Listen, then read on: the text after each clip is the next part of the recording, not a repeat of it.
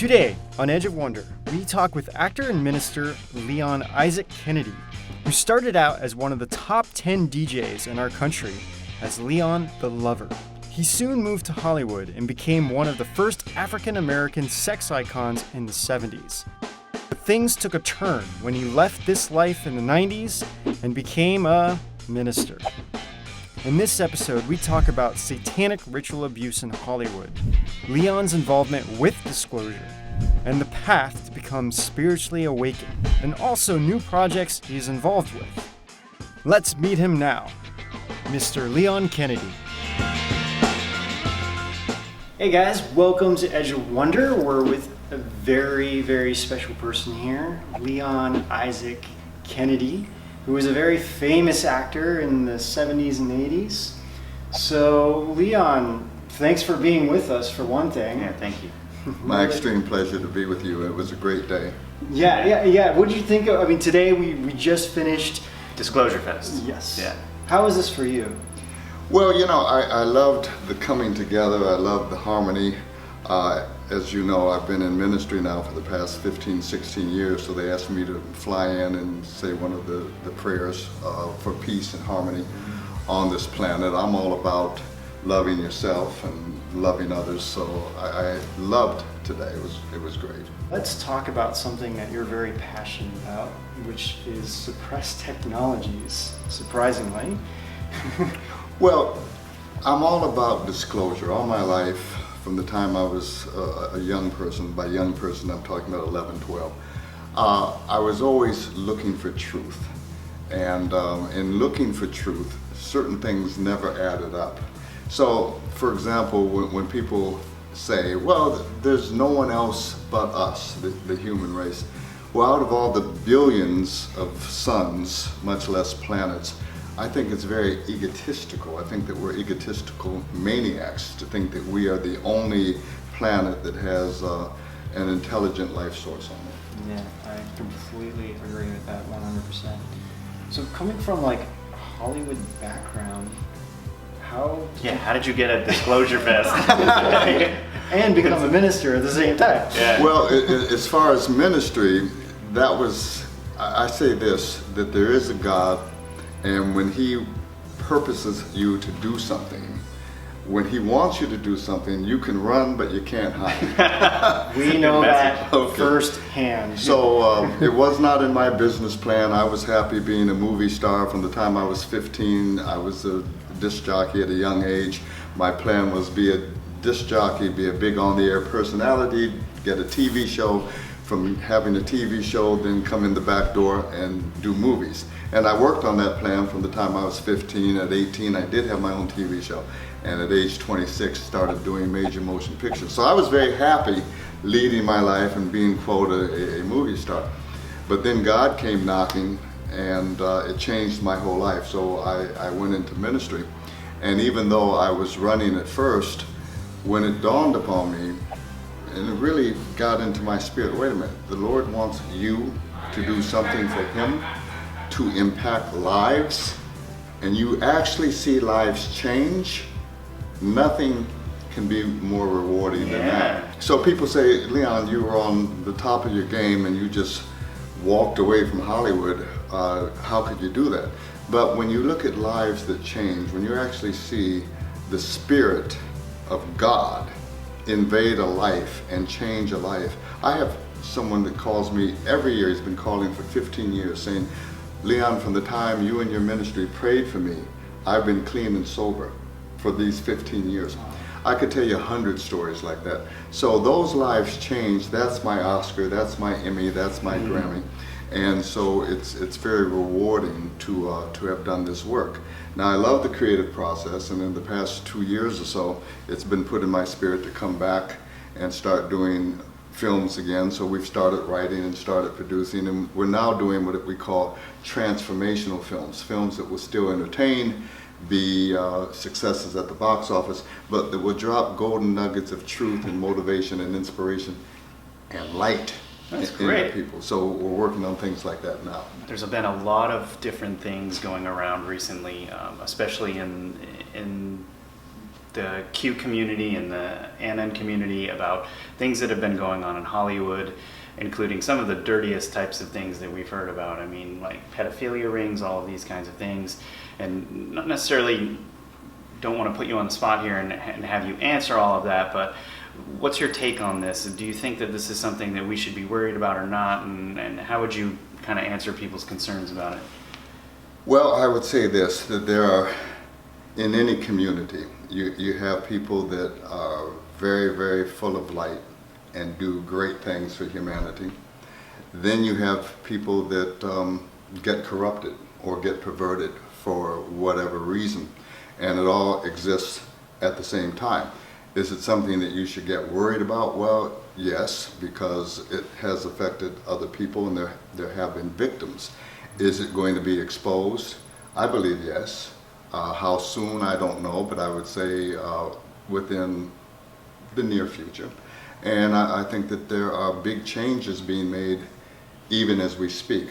And these changes really are for the good. Even the things that are now coming out about women being abused and taken advantage of and so on and so forth. Well, actually, this has happened throughout the history of mankind. Mm-hmm. It's happened throughout the history of Hollywood, the casting couch and people being compromised and so on and so forth. But that's being exposed now, it's being cleaned up, and people are evolving. People are learning certain things are not acceptable anymore. Mm-hmm. And so I'm happy to see people graduating and evolving.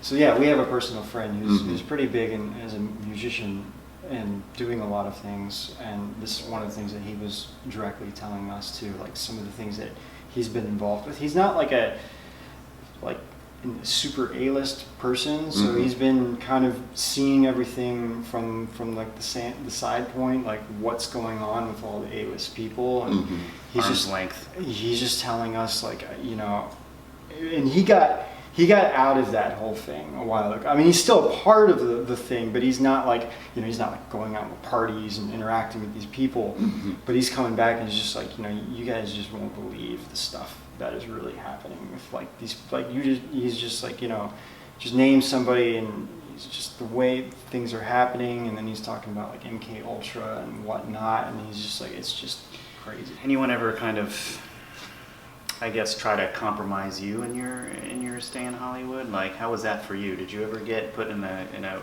terrible situation? Well, I'll answer this in a number of ways. First of all, I've been in radio from the time I was 15. So you've got the music business, and a lot of things go on in the music business, and then you have television and the movie business. So I knew about a lot of things, and I knew other people that perhaps were compromised, and I knew people that did perpetuated you being compromised. But as far as myself, I never had to go through that because I was known as a tough guy. So all right. So there were certain you're like boxing. Yeah, I saw the boxing. I saw you at a boxing movie back in the day, right? So I've heard of it. There were certain stands that I made, and then I was married to a very beautiful woman, Jane Kennedy, at the time, and of course you would think that people would have gone after her, but because we were together, she was not exposed to as much, or I'll say she was not propositioned as much as maybe somebody else would have been, although there were certain a few incidents. Then also you got to remember now, I was doing this in the late 70s and the early 80s, so there was a whole different attitude toward blacks in the industry. Oh my gosh, I can't even imagine that. Yeah, so there were many barriers that one had to go through, or in my instance had to kick down certain doors. My attitude always was, if you don't let me in the front door, I'm coming in the side door, the back door, I'm coming through the crawl space, but I'm getting in. But nevertheless, there were so many doors that were purposely slammed in one's face. Racism was real, and you had to deal with it every day. So within that, and then the compromises too that you're hearing other people had to go through. It was a lot Yeah. that one had to deal with and overcome.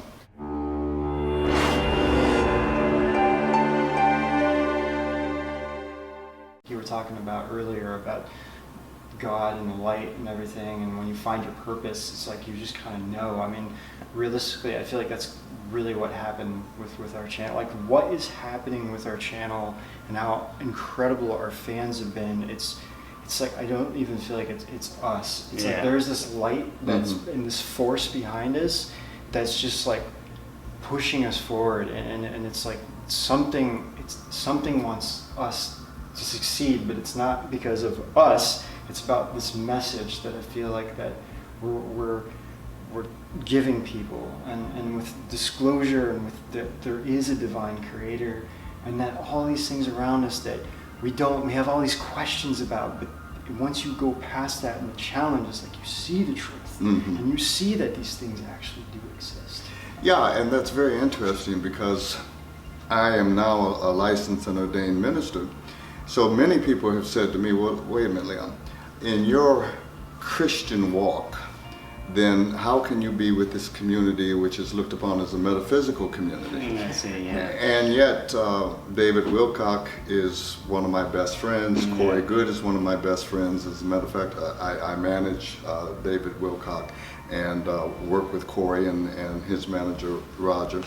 And we're doing some exciting projects together. Yeah. And see, with these projects, what's great about these projects is the fact that if you look at Star Wars, if you look at Star Trek, they came from the minds of Hollywood writers.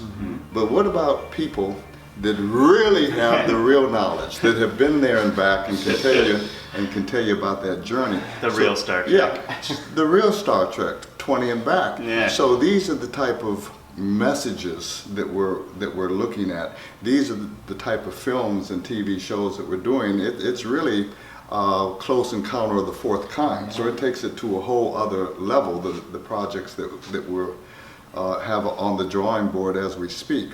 So then people have said, well, Leon, how does this go with your spiritual walk? And I did say spiritual walk because there's a difference between organized, quote, religion and one's spiritual journey. Within organized religion, even Christianity, there are so many different denominations that don't even agree Exactly. with one another.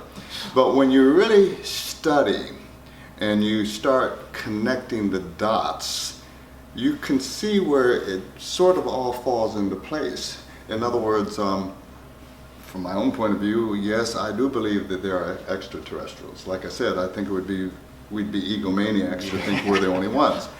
Are they demonic? I don't think so. I make a big distinction between angels. I think angels exist. Demons. I know demons exist because I'm in what is called deliverance ministry, so I have dealt with getting a lot of things off and out of people. And extraterrestrials. Now, within extraterrestrials, I think that some are good. I think that some are evil. And, well, human beings are the same way, aren't they? That's totally true. Yeah. Very true. Did you work on the movie Above Majestic? Well, the only work I did, and I can't really take any credit because Roger and Corey and David Wilcock and Jordan had already done it, but I looked at it and worked on the editing. So I gave my Hollywood eye to it and gave Roger, like 5 pages of notes, when it came to different edits. But they did a lot of hard work on it. They had great people involved. And there's so much information. Those of you out there that have not seen it, you've got to download it or buy it and give it as a holiday gift. iTunes or Amazon, you can go on and you can rent now, I'm pretty sure. Yeah, you can rent it or you can buy it. But you'll have to watch it at least 3 to 4 times because there's so much information in there. And it's the type of information that truly needs to go out. That verse, the truth will set you free. There's so many freeing moments in there. It's like, this is happening, that's happening, oh my goodness. So I would really recommend everyone to go out and get it. Yeah, I mean, when Rob and I got done seeing it, we were both just like, yeah, this is great. This is a movie that we would recommend our fans, and we thought it was a great movie. I'm very proud of the guys. You've met tons of different people. I mean, I've seen that you have photos of or with Sammy Davis Jr., for instance, right? Well, I'll help you out. Yeah. I've been a very blessed person. I have been around the top personalities in the world. Let's remember, I started when I was 15. Right. So I partied with the Beatles when they were the hottest group on the planet. When they first came to Cleveland, Ohio, and I was still in high school, I missed 3 days of school hanging out with the Beatles. That's awesome. for 3 days. Actually, we were barricaded. I couldn't get out anyway. But we had a great time. I've been around Elvis Presley, Muhammad Ali. I've traveled all around the world with him. He was nice enough to be in my movie, Body and Soul. Michael Jackson, I've known him since he was 10 years old. I actually went over to Bobby Taylor's home when Michael and his brothers were auditioning for Berry Gordy. And then, of course, Barry signed them, and the rest is history. So everybody from Michael Jackson to Michael Jordan and Beyonce and everybody in between, I have met, hung out with, etc. That's amazing. That's really cool. And now I hang out with you guys. That's awesome. Great. That's great. You're a minister, right? And so you're dealing a lot with the good and the bad. A lot of people out there are practicing things that actually worship Lucifer or Satan, right? They do these things intentionally. They really are trying to actually bring a lot of those things into their lives, and they're really confused about this. I think I'd really like to hear what you say or what you think about that. Well, I think that many people are tricked and confused because there are many people that say there is no Satan. There are many people within the metaphysical community that say, oh, no, there's no Satan. It's just negative energy. Well, I've seen pure evil. I have seen people that are demonically oppressed and some that are demonically possessed. There is a difference. And part of my ministry is a deliverance ministry where we actually prey on these people and get those entities to come out or off. So first of all, it does exist. Satan has his own hierarchy. He always mimics what God has done. So God has a hierarchy, a certain order. Well, so does Satan. So in the satanic realm, and there's a scripture, we wrestle not against flesh and blood, but against what? Spiritual strongholds, principalities, rulers of darkness, and spiritual wickedness in high places. So they're talking about what takes place, that war in the heavenlies. We're talking about strong men over regions. We're talking about princes of palaties over certain principalities. It could be over a country, it could be over a particular city, it can be over an area. When you become spiritually trained, you become sensitive, you can go to a certain city and pick up the spirit of that particular city. Here it's depression, here it's this, here it's that. It's true. You can, I can look at people and see what's on them as far as, okay, this person has a spirit of rejection on them. This person has a spirit of failure on them. It doesn't always have to be a big manifestation. Sometimes it's dealing with the subtleties, but those subtleties nevertheless hold people back. In other words, if you've been told no so many times, if you had so many doors slammed in your face, all of a sudden you begin to doubt yourself. So when you start to doubt yourself, what comes in? Unworthiness.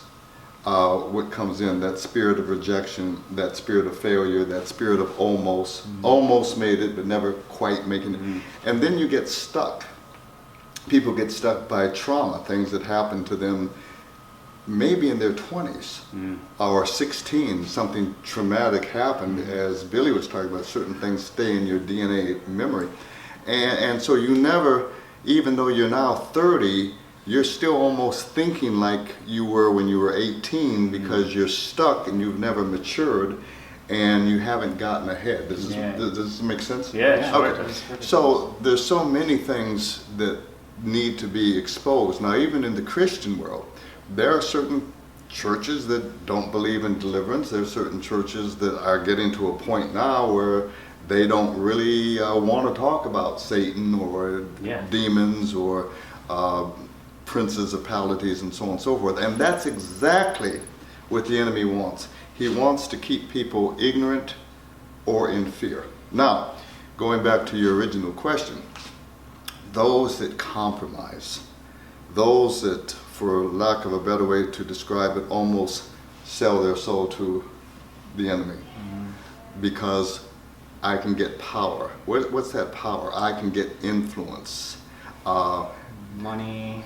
All that goes with it. But those lives never really have a happy ending. You have, I mean, I won't do it out of politeness on camera, but I know people, and you can watch that arc of a career. They made a deal, and you see them soar almost supernaturally. But then you also see them crash. Crash and burn. Yeah, crash and burn. Yeah. And if it's not them, it's their offspring. So the enemy never plays fair, and you will never win when you play with him. You'll never win. So that's what I'd like to say to them.